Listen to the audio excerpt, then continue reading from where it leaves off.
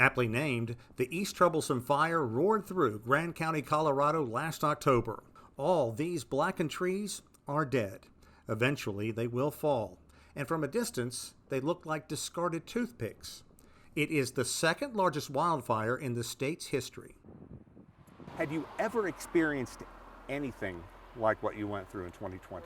We planned for the worst of the worst, but 2020 was that worst of the worst of the worst.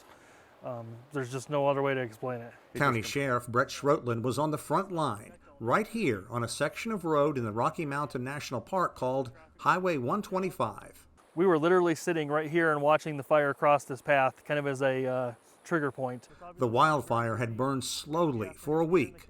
Then, on October 21st, fueled by powerful winds, the flames devoured more than 120,000 acres of timberland. The fire jumped from treetop to treetop, also consuming 370 homes in that single day, and threatening to claim everything in its path. Emergency crews evacuated a 150 square kilometer area.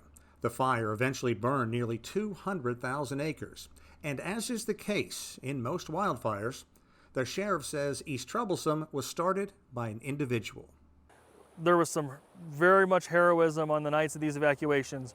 We have body cam footage of some of our officers praying that they're actually going to get to see their son later on, as you can see the flames rolling over the front of his patrol car. Lord Jesus, please help me get out of here so I can be a dad to my son.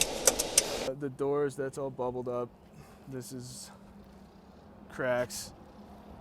Again, the handle. Deputy Aaron TRAINOR is alive and well, and still driving the same truck that carried him to safety.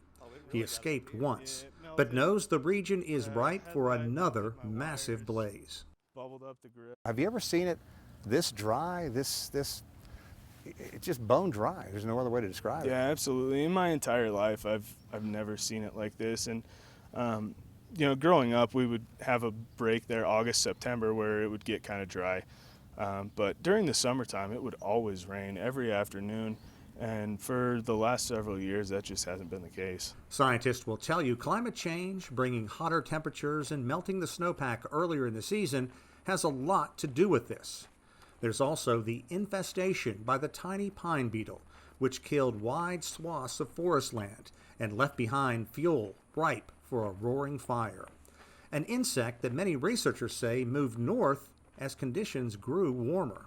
As much as the region needs rainfall, even a small bit of precipitation could trigger flash flooding in areas that burned last season. Blackened, hardened soil loses its ability to absorb water. What it does is it almost turns that soil into a repellent of rain, and it can't go into the soils. It runs off very quickly, and you can have a dangerous flooding situation. I think from my side, I'm not a researcher. My job is to actually keep our community safe.